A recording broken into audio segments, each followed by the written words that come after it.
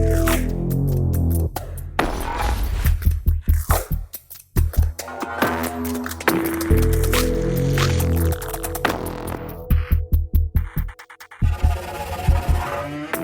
everyone, and welcome to today's very special episode of Suspects and Spirits. I'm your host, Taylor Seraphin, and this episode today is a little bit different. Episode 9 comes out on Wednesday. This it doesn't make sense to call it episode 9 and 3/4 because it's coming out before that, but I'm going to call it that. This is episode 9 and 3/4 just because I want to, because it's my podcast and I can. Mathematically, it doesn't make sense, but I don't do public math, so it's fine. And this is weird because normally I have like a document or notes about a case or a location, but today is just me in my brain and my memory, so good luck. Good luck, listeners. It's going to be a little chaotic here. You guys asked me to talk about my experience at the Zak Bagans Haunted Museum. Bagans? Bagans. I think I'm saying his name wrong. I'm pretty sure I am. I'm pretty sure it's Bagans, but whatever. Bagans is. Zak Bagans is from the Shire. You know what? I have beef with Zak right now because of what he did to my girl Holly Madison. If you know, you know. But two things can be true at once. I can think he is a douche nozzle and also find his museum fascinating. I can have respect for his museum and not have respect for him at the moment. So, two things can be true at once. It's okay.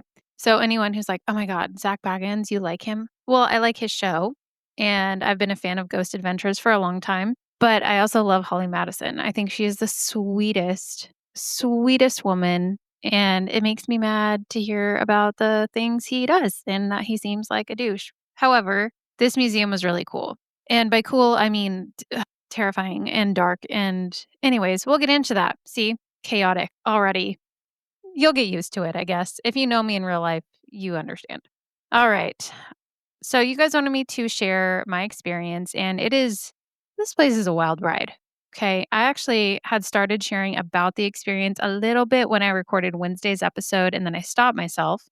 I told myself I'd let it be a bonus episode if people wanted that. So if you hear me talking a little bit in episode 9 about how the museum was crazy and giving little bits of information here and there, just know I'm too lazy to go back and edit all that shit out. And my brain is too chaotic to go back and do that. So, I mean, I literally decided I was going to do this recording while recording that episode. So a little backwards, but I'm full of surprises, so you just never know what I'm gonna do, you guys, like when I put A1 on my mashed potatoes. This'll give you a better look inside my brain, I guess, my very ADHD mind. I got so many tabs open in my brain. Like yesterday, I took my dog to an appointment and she didn't even have one. I got the date wrong. Just walked in to get her shots and they were like, "We're not open." Yeah. I was like, "What do you mean you're not open?" They were like, the next clinic is on the 20th." And I was like, "It is the 20th." They were like, "No, ma'am, it's the 13th." So that's how my brain works. Never a dull moment. Anyways, I'm not editing really anything for this episode. Just gonna be me talking about the experience. Let's get you guys the topics you came here for. I saged really quick before I started recording this episode because if you saw my posts, and I know a lot of you did, you'll know that some weird shit happened. So I felt like saging before this would be good because talking about it might feed more of that energy. I'm probably going to sage again afterwards, maybe some Palo Santo. So just be aware that if you go there, things tend to follow you home. So let's get started with the fact that my husband and we had been wanting to get out of town before school starts again. And we literally planned this trip like the week before we went. Very unlike me. My brain might be chaotic, but I'm a planner. And I usually plan vacations, like any vacation we do, months and months in advance. But we wanted to get away for a minute and we were on a budget. Hello, welcome to the economy. So Vegas was the one for us. It was not expensive at all to stay there. We stayed at the MGM. I signed up for the rewards and we got like a room for $94 a night. It was great. So do that. Sign up for rewards. It's worth it. We don't gamble. We work hard for our money and it stresses us out to think about gambling it away. So the only thing we really spent money on were experiences like this one and food. Lots and lots of good food because that's part of the reason I wanted to go to Vegas because I like food. I bought the tickets for the Zak Baganses. Uh, I bought tickets for the museum while we were on the way there. I decided that I was just gonna buy them. I was like, "I really wanna do this museum. I've been wanting to do it for years." I just went online and I bought the tickets. I didn't know that when you buy the tickets, there's a waiver that comes with it. You have to sign a waiver. That's basically saying you're not gonna sue Zach or his crew or anyone else for that matter that helps run this place if you die or if anything bad happens to you. So that was fun signing waivers like that. Uh, wasn't expecting that. And I thought I knew about this museum. I didn't. Not even a little bit. I thought we'd see some rooms. Guys, there were 30 rooms. 30 that we went into with artifacts upon artifacts of just haunted items. I mean, holy shit. Okay. When you go into this museum, you check in. They have you go around the side of the building to wait in a little, like a cute little courtyard. It's very adorable, in a very goth, like, Tudor home type way. I loved it, truly beautiful. It had, like, a little pond, some gargoyles, all a girl could ever dream of. And that's where we waited for our tourist turn. I bought the RIP passes, which are more expensive, but worth it in my opinion. These passes get you a little closer to the action and other experiences that the general admission pass holders don't get. So we got lanyards because we're special. And that's how they know that you get to see the extra stuff while you're on the tour is they see your lanyard. And then we also got the free teachers. No, no free teachers there that I'm aware of. We got free t-shirts after the tour. Sorry, words are hard. So when you walk into the tour, you hang out in the lobby area, and that's where I got a lot of my pictures that I posted because you can't take pictures inside the actual museum at all.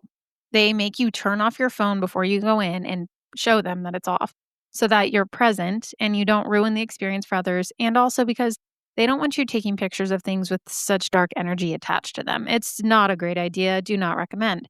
So in the lobby, you can snap photos as you please. And there's pictures everywhere of like famous people who've been there. My boyfriend Matt Rife was pictured there.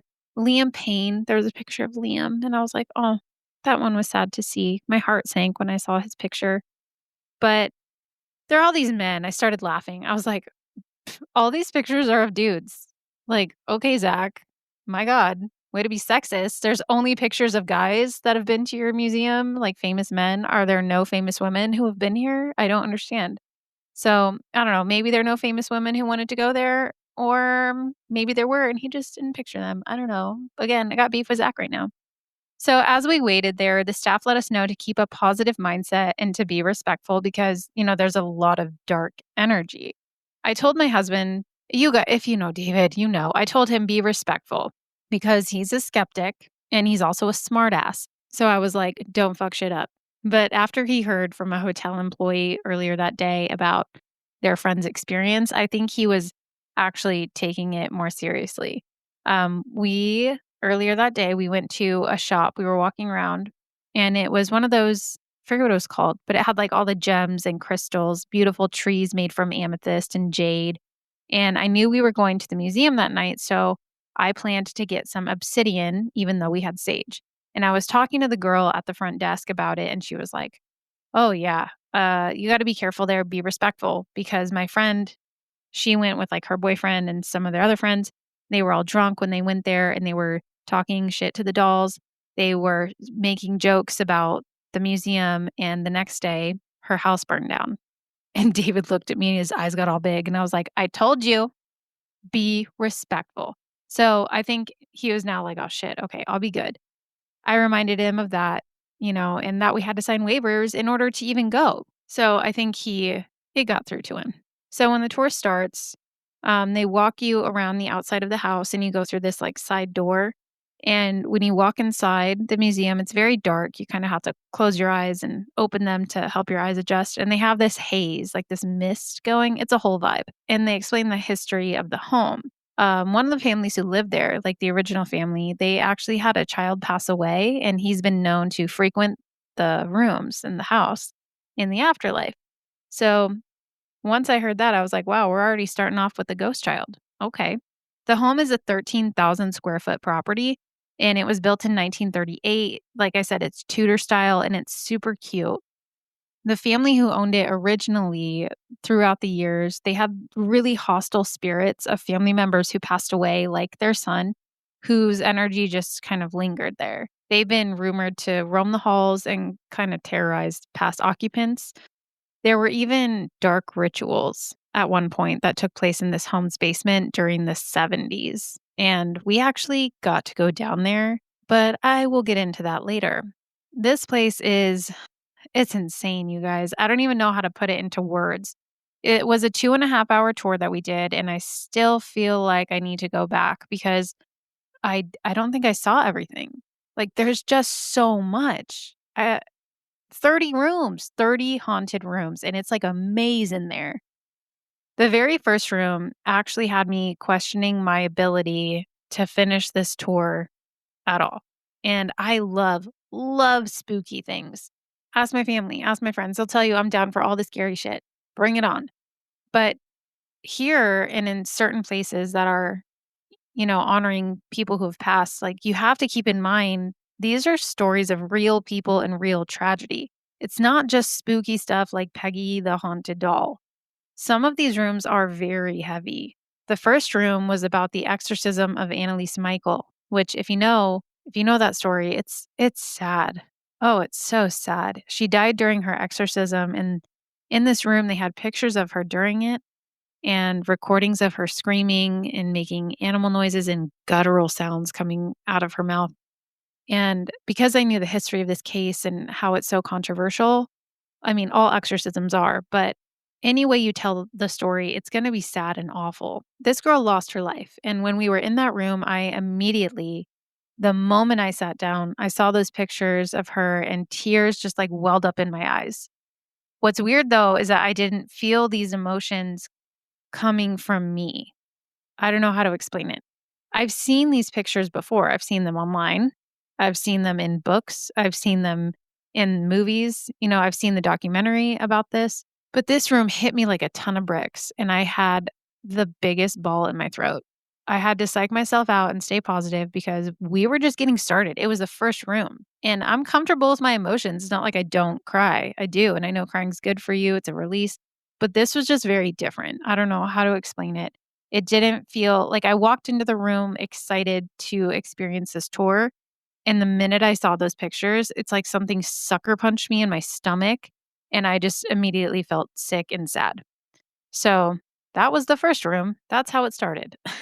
Now, I'm not gonna tell you guys, like, a room by room detail, just the main parts that were crazy and what we experienced. So, if you wanna see all the rooms, go to the museum, get the full experience, but bring spiritual protection because you'll see. All right. So after the first room, they took us around. And what was really cool about being part of RIP was that we got to go in separate rooms apart from the regular tour. After that first room, there was a tunnel that we were allowed to crawl through to get to the next room. And the main tour had to go the other way. So I looked at David, who's 6'4". I'm 5 foot. I'm tiny. And I was like, "Are you gonna come in here? I don't know if you can fit." And he was like, "Yeah, I'll do it." So we crawled through the tunnel to the next room, and that alone was just kind of creepy. I didn't know if there were like funhouse elements here, if something was gonna grab me. That was a little spooky. And if you're claustrophobic, I don't recommend going in the tunnel. When we came out to the other room, we learned about, more items that they had, more dolls. There was a marionette room. The marionette room was very creepy. I do not like it. All the marionettes on the little strings just staring at you. It felt like they all just looked at you and could see through your soul. I didn't like that room at all. And then the next room we went in was just us. We entered through this little side door and they were like, "Okay, RIP pass holders, you can go through here and meet us on the other side." When we walked in, there were actual human skeletons, like real skeletons laying in coffins. And that was a weird thing to see because that's not something you see every day. I was like, I just looked at David and I was like, these are real. Like, these are real people. And that's when it hit me on this tour that this stuff wasn't just like a Dybbuk box. It wasn't a haunted doll. It was people's lives. And that's where it got really heavy for me. I'm very sensitive to things like that. I'm really empathetic when it comes to things, and just seeing all of the items in this place weighs heavy on your heart. But then there was this fucking clown room, dude, and I was like, "No way." I hate clowns. Hate them. Hate them. Hate them. And it was like a fun house that you walk through, and that one did have a scare factor. There's like a little clown that jumps up at you. I kid you not, you guys, my fist balled up and I was like, "Not today." I was like, "I will not be scared by this fucking clown." I almost punched it in the face.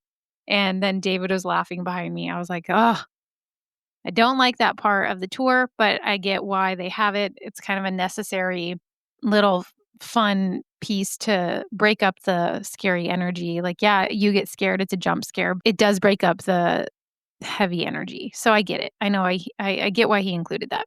The room that absolutely made me just physically sick, though, was the serial killer room. I shit you not, you guys. There's a whole ass room in this museum of artifacts from BTK, Richard Ramirez, Charles Manson, John Wayne Gacy, Samuel Little. I don't know if as many people know who he is, but he was one of the most prolific serial killers in American history.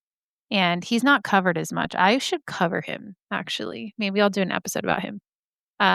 Yeah, Ted Bundy. I mean, you name the serial killer and it was in that room. They had Ted Bundy's murder kit, his actual kit that he used to take with him in his stupid little car to lure women.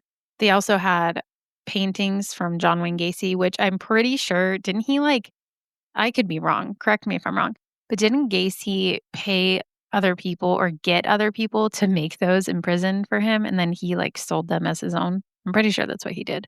So they had his paintings, they had pictures of him, which, ew, gross. I mean, they're all gross, but especially that one. They had, like, getting sick just thinking about it.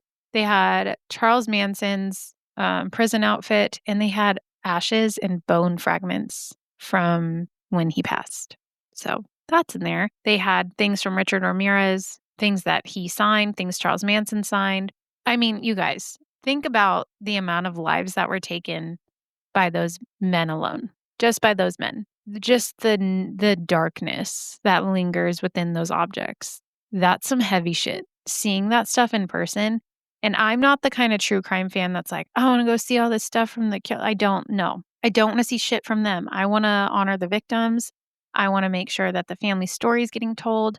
So seeing that stuff, I get why he has it there. I totally understand, but it's hard to explain. I guess you just have to see it for yourself, but it makes your stomach churn because 'cause you're like, "Wow, that was Ted Bundy's murder kit." Like, that was wrapped around a woman's throat. Ugh.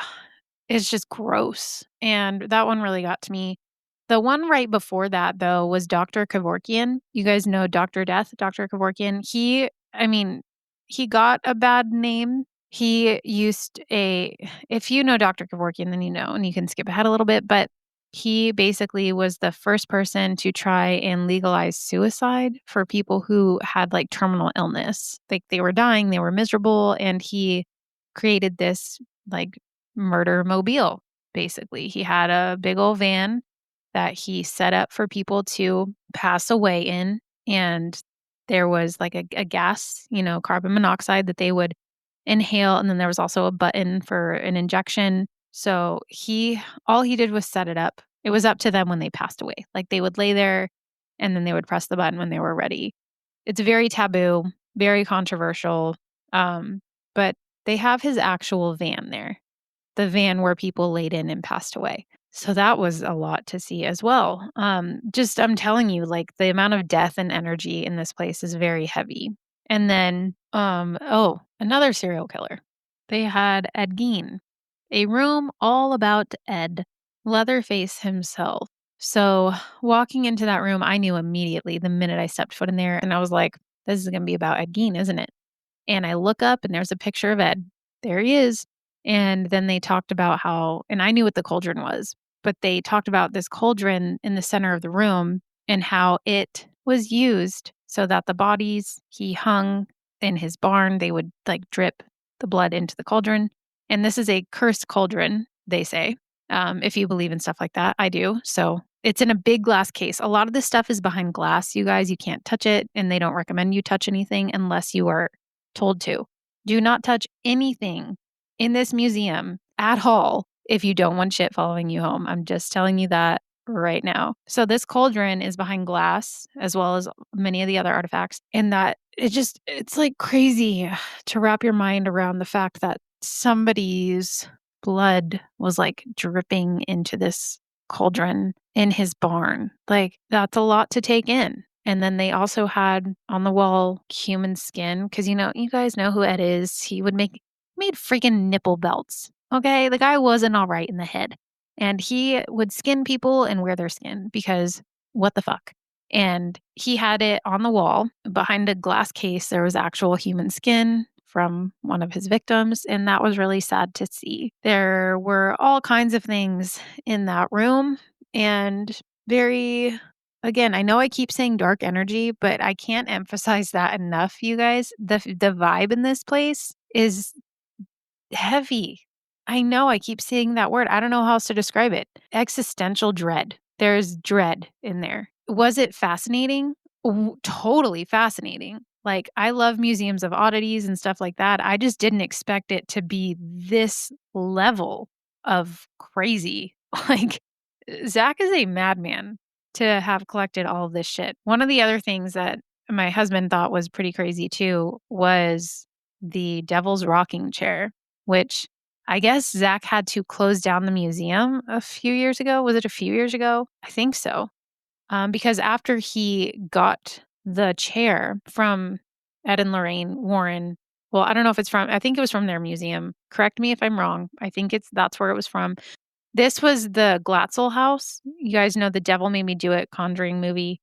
I think it's the third one. That's where this rocking chair is from that family. Now, again, there is controversy around that story. I mean, if you know it, you know that there was some mental illness happening and lots of sad things going on with that family and the boyfriend. But this chair is known as the devil's rocking chair. And I'm sorry, but anything that says the devil's in it, I'm okay. I'm not gonna touch it.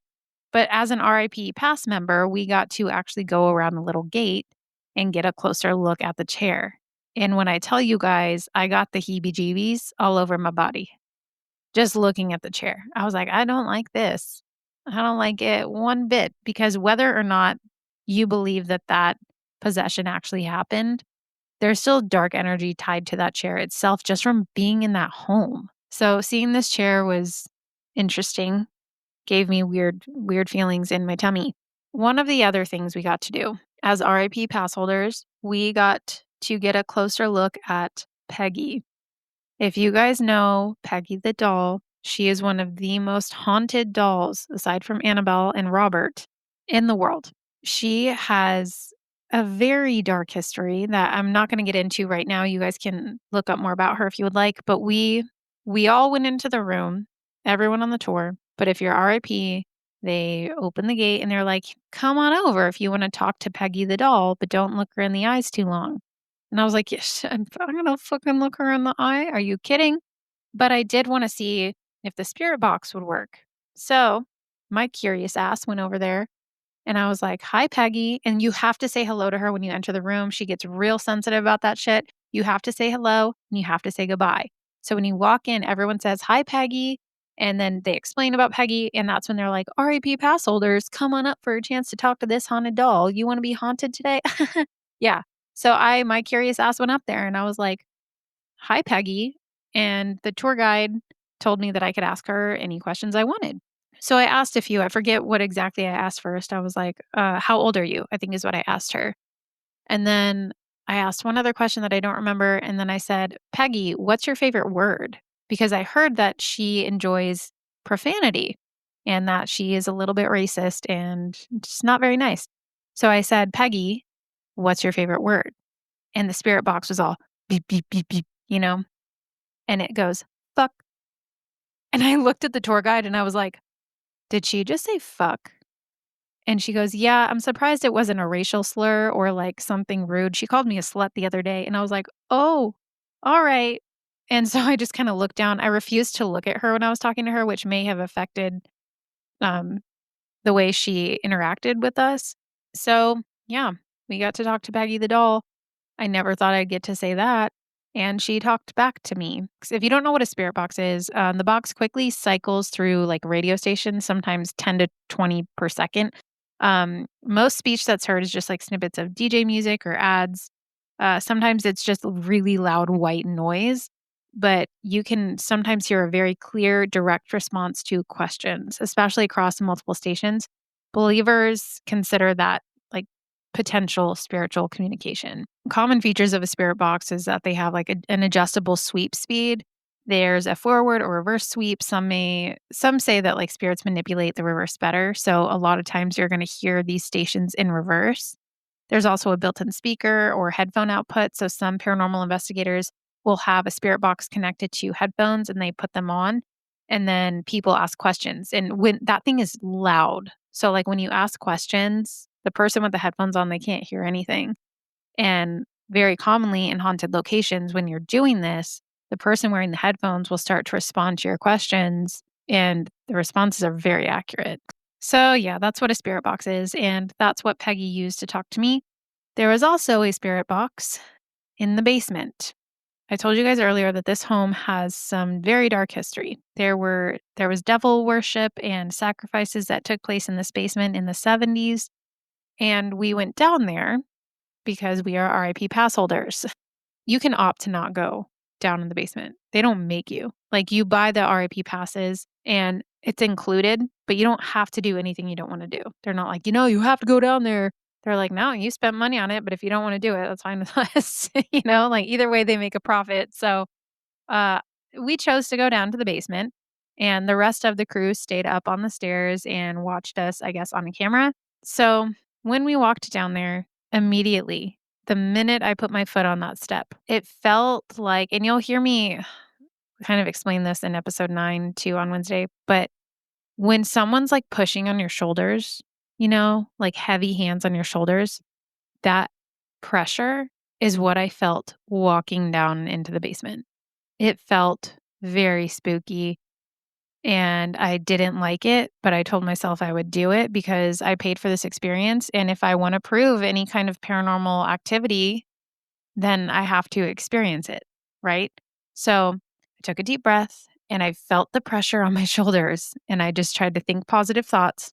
I was like, "You are protected, you are safe, you are loved," all of those things, and we walked slowly down into the basement where you see there's a pentagram on the floor, and it's hard to see because it's so dark down there. It's really dark, and there's a very loud spirit box that's just blaring noise, making it even creepier. And then there's a whole little altar, like a replica of the altar that they used to have down there for their sacrifices. And I didn't catch anything on the spirit box that time. We didn't hear anything, but just it was just the vibe. Like, it was just creepy down there. Knowing the history of the home now and having been down there, I felt very, very scared. And I don't get scared like that easily, but I was trying to keep a positive mindset walking around, and something made me feel like I wanted to linger down there longer.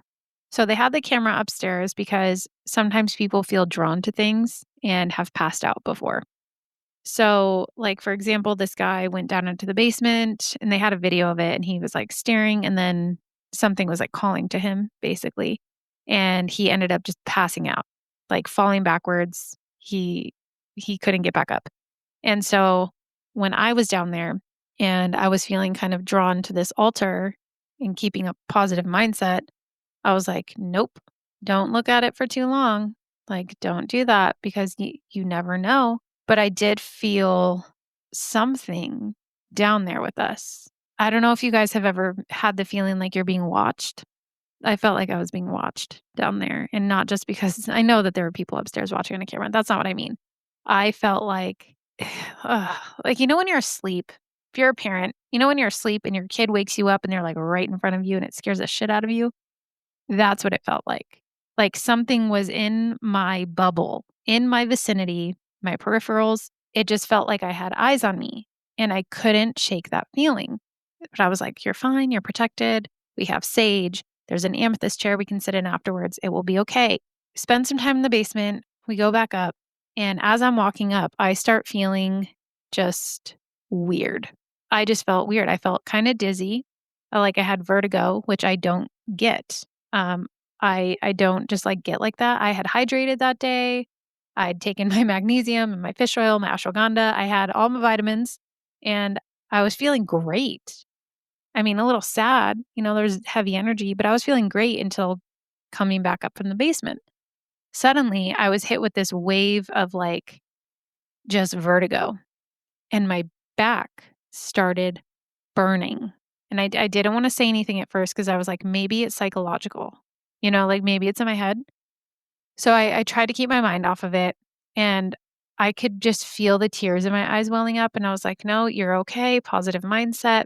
And we ended up making our way into the next room, which was Bobby Mackey's Music World. Very cool room, by the way. If you know about the Bobby Mackey story, that's a rough one too. They're all a little bit rough, hauntings tend to be that way. But Bobby Mackey's Music World was actually torn down recently, and I was very sad because I wanted to go see it. I wanted to investigate it, and I was really excited to see that the museum included a whole room dedicated to Bobby Mackey's Music World. So they had the actual floorboards from there, they had the bar stools, they had everything because Bobby Mackey's Music World was like a bar, like in I forget where it was, Kentucky, I think. So that was really neat to see. But as we walked in there, my back was still burning. I couldn't even really focus on the video. And in each room, there's like a video of Zach explaining the location that he got these things from and the story behind it. And then the tour guide tells you, I could barely focus on what they were saying because my back burned so badly. It felt like when you have a really bad sunburn, we've all been there, right? You got a really bad sunburn and you accidentally like scratch it or slap it on something, or you have a sibling who's trying to be an asshole and they slap it for you. That's what it felt like. Like it was on fire. And so I was trying my best to just listen and get through the next few rooms. I didn't know how many rooms there were. I didn't even know if we were halfway through. You can't have your phone out. Your phone's off, so I didn't even know what time it was. And I was starting to panic a little bit internally. And they opened the door to the next room, and I just turned to David and I was like, "Is there something on my back?" And I lifted up my shirt, and he was like, "Why, are you okay?" And I said, "My back is burning. Like it's so bad." And people who know me, I have a very high pain tolerance. I've torn my ACL. I've torn my MCL. I walked for weeks on a torn meniscus, and my mom was like, "You're fine." Like, "You're probably okay." I have eaten shit during a slip and slide session at school, had blood running down my legs, and was totally fine.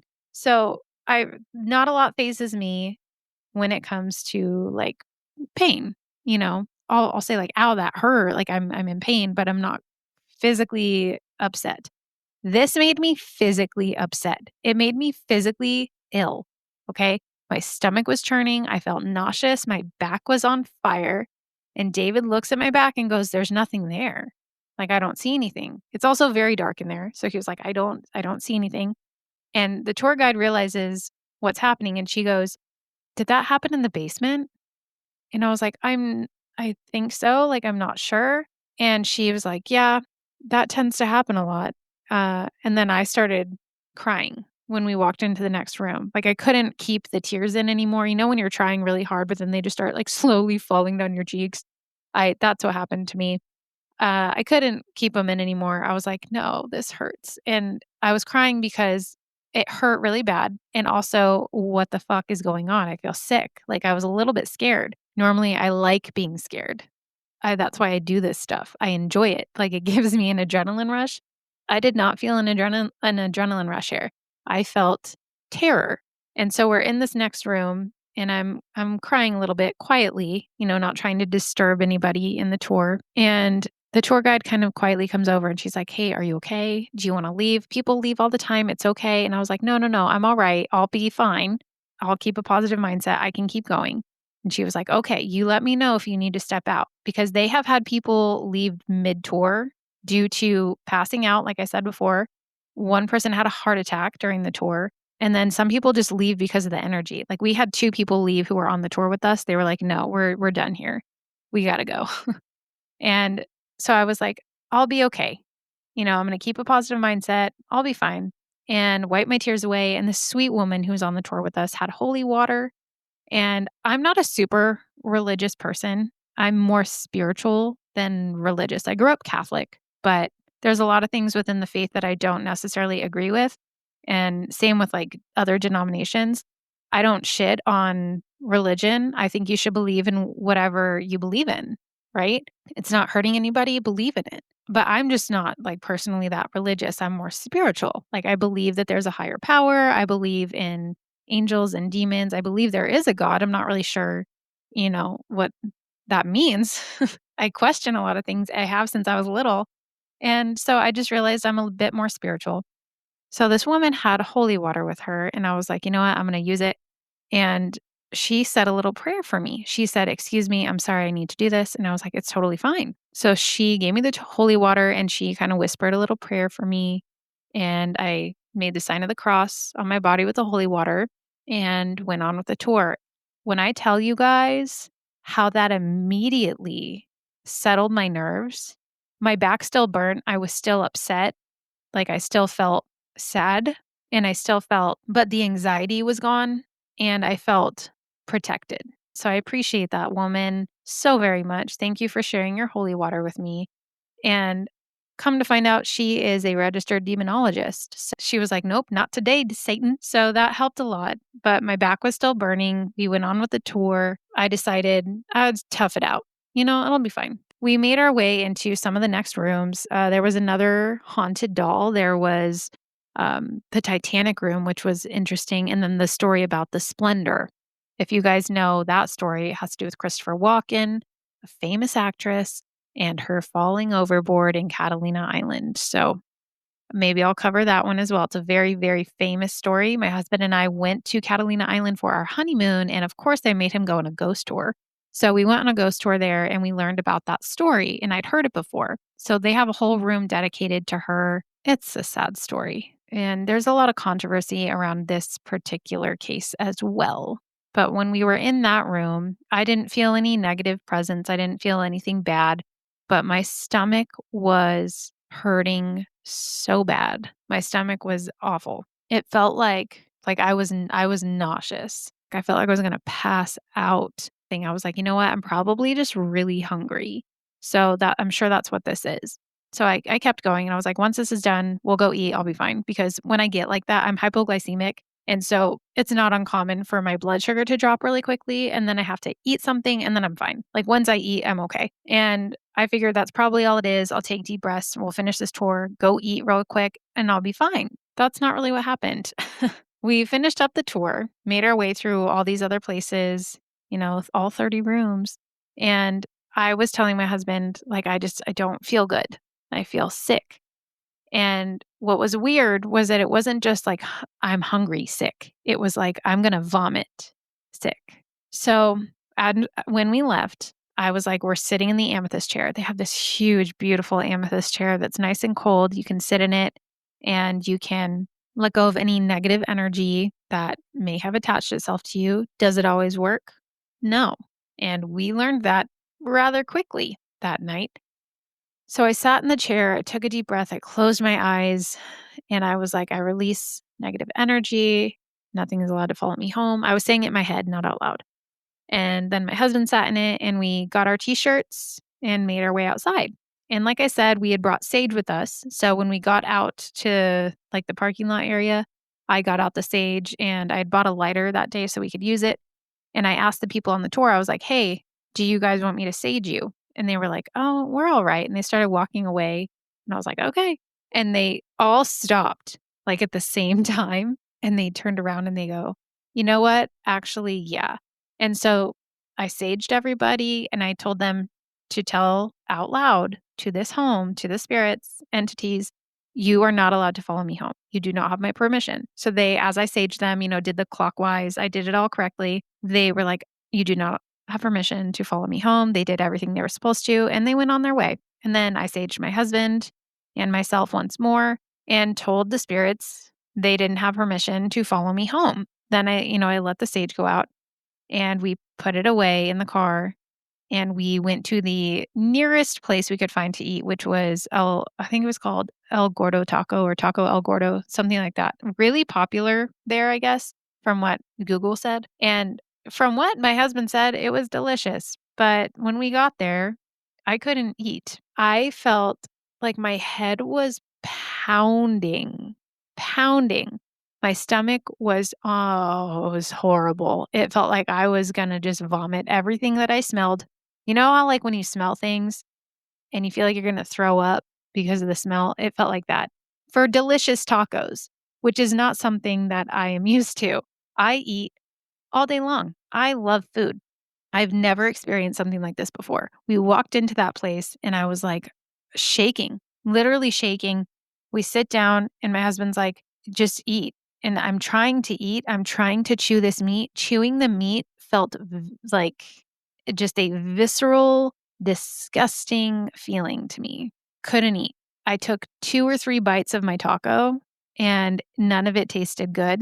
My hands were literally shaking. My husband was like, "Are you okay? Like, do we need to go somewhere? Are you all right?" I'm drinking a soda because I thought, my blood sugar, need to drink a soda. But my hand holding my taco was physically shaking back and forth. And with every single bite I took, I felt like it was going to come back up. And I only took a few bites because I made myself. I was like, you have to eat something. And I'm telling you guys, I had a headache the rest of the night. Something was just off with my body, and that has never happened to me before, ever. I've always been able to just eat and be fine. I know my body, and I know when my blood sugar is dropping. I've dealt with this my whole life, and I can feel it when I'm like, I need to eat, like I'll be okay. Nothing like this has ever happened to me before. It felt like something was trying to purge out of my body, and it was not a fun experience. Do not recommend. So we decide we're going to leave. My husband eats the rest of the food because I was like, I can't, like, I physically can't do it. And I just felt like really, really weak. I needed to leave. I wanted to just go lay down. So we left, and that's when the bad luck started. Remember in the video that I shared how I said a string of bad luck followed us? It did. And it started immediately after we left this place. So we get out to the parking lot, and I'm like, let's just leave. Like, I got to go lay down. And my husband pulls the van out of the spot, and immediately we feel a thump, like we hit a car. We were like, "Oh shit, we just hit someone." My husband hops out of the car really fast and he goes around, he looks on the bumper, he looks in another car, and he sees a guy walking who had just gotten out of his car next to the car that we thought we hit. And we're like, "What happened? Like, is everything okay?" And the guy looks at my husband like he's crazy. He's like, "Yeah, I didn't see anything." And he's like, "Did I hit something?" And the guy's like, "No," like, looking at my husband like he's lost his fucking mind. And David's like, all right." So he looks at the bumper, there's nothing, no damage, and it was a thud. It would have dented something. So he gets back in the car and he's like, I guess we didn't hit anything." And there was no mark on the other car that he thought he hit. There's nothing, no scuff mark, nothing at all. So we were like, that was weird." And, there's no damage, nothing happened. So we went back to the hotel. We were like, wow, that was strange. Let's get some sleep. The next morning, I woke up and I felt a little bit better. I asked my husband to check my back, and there were scratch marks on my back. Now, he had been kind of like tickling my back that morning, so he was like, "Oh, maybe it's from me." Like, I can't tell. They look kind of fresh. Maybe it's from, like, when I was tickling your back. I didn't say anything, but I internally felt like I don't think that those are from my husband. He doesn't First of all, he doesn't really have nails, and it was, like, underneath where my bra strap would have been, which is exactly where the burning was happening during the tour. So there were some scratch marks the next day. It just I don't know. It didn't look like when somebody's scratching your back, like the back and forth, when someone's, like, tickling your back. It was straight down and across, like, just like a swooping motion. So to me, I felt like that was from the museum. But I decided, like, okay, we're going to have a pool day. We're going to go down to the lazy river. It's going to be fun. We're going to have a great day. And we did. It was fun. But when we went to breakfast that morning, we went to pay, and my husband was using his Capital One card. and it wouldn't, like, read on the little handheld thingy that they give you. So he goes to tap his card, and it just won't. It's, like, not beeping, it's not reading the card at all. So the server's getting noticeably annoyed, she's like, "Oh my god, like, here." And so she puts the chip inside, like, she inserts the chip, and again, it's, like, not working. She goes, "Huh, that's weird." And she was like, "This hasn't ever happened before." And so we're tapping, we're inserting the chip card, she's swiping that thing, and he was like, I know it's the card's fine, it's not expired or anything, it's not overdrafted, I know that." And she was like, "That's so weird, this has never happened." Finally, on, like, the 5th or the 6th try, it goes through, and I look at my husband, and I was like, "Zak Bagans." I was like, "It's the museum. We hit a car last night." And he goes, "Oh, yeah, but we didn't hit a car." I was like, "We hit something." And then, guys, the next day, we went to that same breakfast spot because it was really good. We went to Netflix Bites, which is like the whole menu is themed around, TV shows and movies on Netflix. It's really cool. They have a replica statue of Vecna, and they have a Demogorgon that I took pictures with. Really cool place. But we went back to eat at this place the next day again because they had good breakfast. But the next day when we went, hot coffee was spilled on me by our server. The server went to pour the coffee just like in the mug and on the table. And normally that's just a thing that people do, right? But the mug just tipped over and it spilled all over the table, all over me. And it almost got my phone. My husband reached and grabbed my phone. I was okay, like, my shoes were a little sticky, but, I wasn't burnt or anything like that, but I was like, "What the hell?" Yesterday, the car didn't work, today, I'm getting hot coffee spilled on me, so I was like, "What's going on?" It has to be the museum. I've never had a server spill anything on me before. Maybe you guys have. I don't know. That's just never happened to me. So, yeah, that was an experience. The day finally came to where we were gonna go home. We had spent 3 awesome days in Vegas, and I told my husband, "Oh, we need to stop at the Hotel San Carlos because I hear it's haunted," because welcome to going with me anywhere. I'll be like, "Hey, I heard that place is haunted, let's go there." We could be going downtown for dinner, and I'm like, "Hey, I heard that place is haunted, let's go there." That's just me, that's how I've always been my whole life.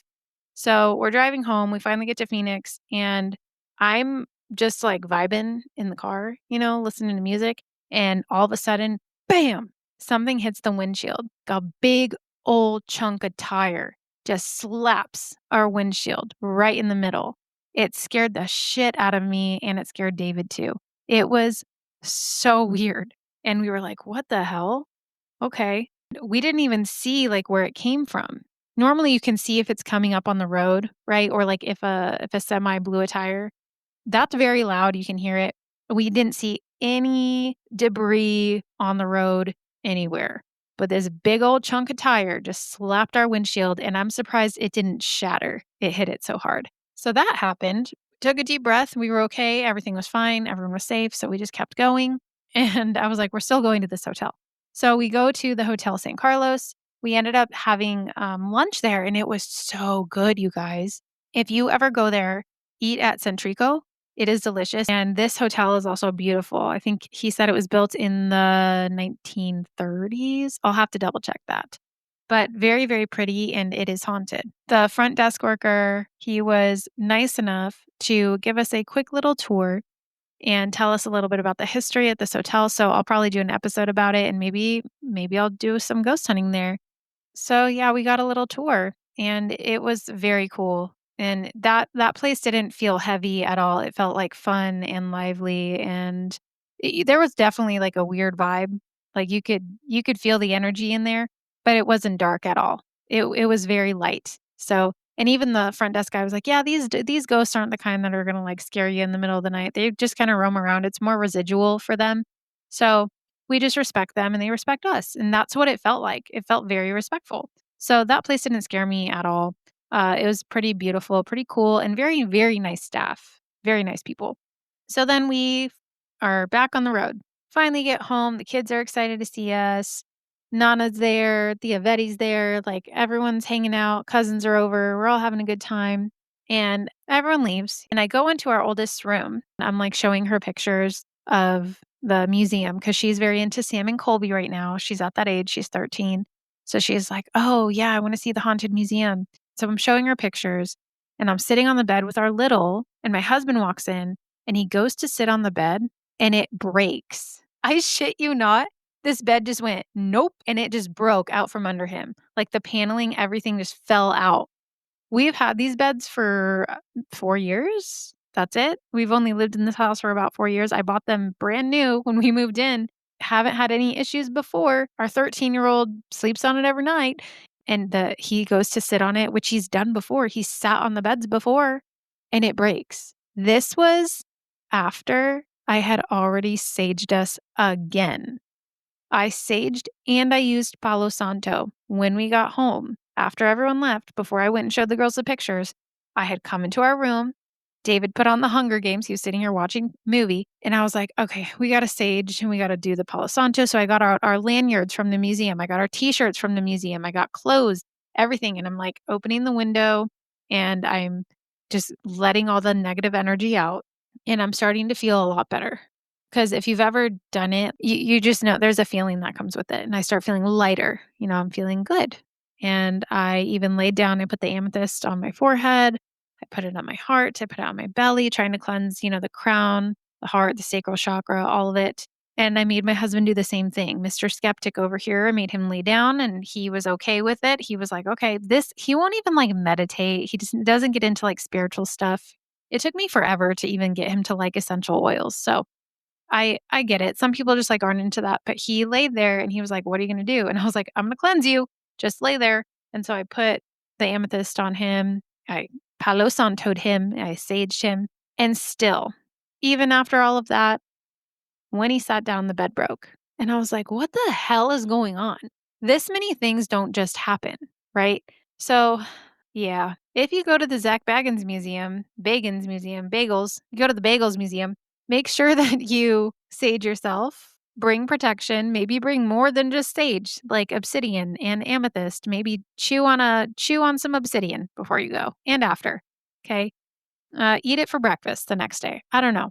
Make sure that you bring spiritual protection because nothing like what happened to me there has ever happened to me in my whole life. I have been to Bisbee. I have gone to multiple haunted places there. I've stayed in the Oliver House. I have stayed at the Copper Queen. I've been in the Copper Queen. I've been in the mine.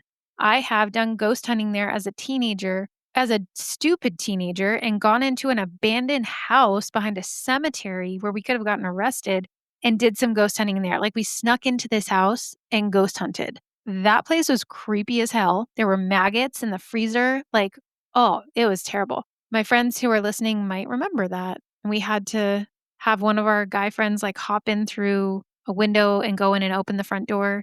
It was wild. That was probably one of my favorite experiences as a teenager in Bisbee.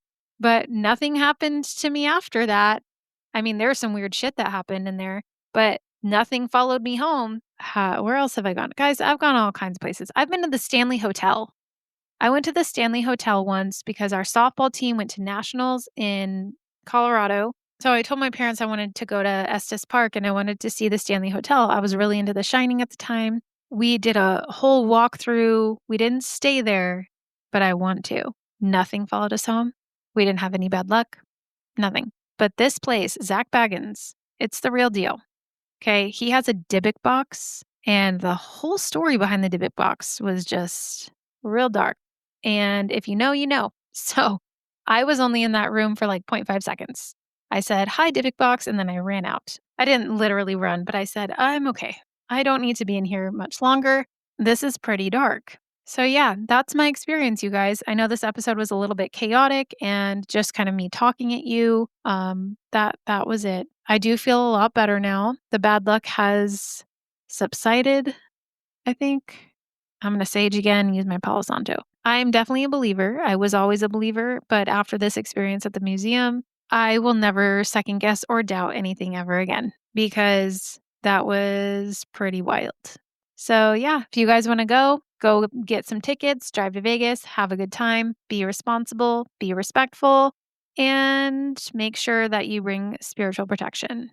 That's all I really have for you guys today. Thanks for joining me on this fun little bonus episode. It was nice to just like talk with you and This was a little different. So thank you. Thanks for sitting and listening to me. If you made it all the way to the end, congratulations. I don't have a prize for you, but you have my love, thanks, and appreciation. So, as always, remember to trust your lizard brain. Until next time, goodbye.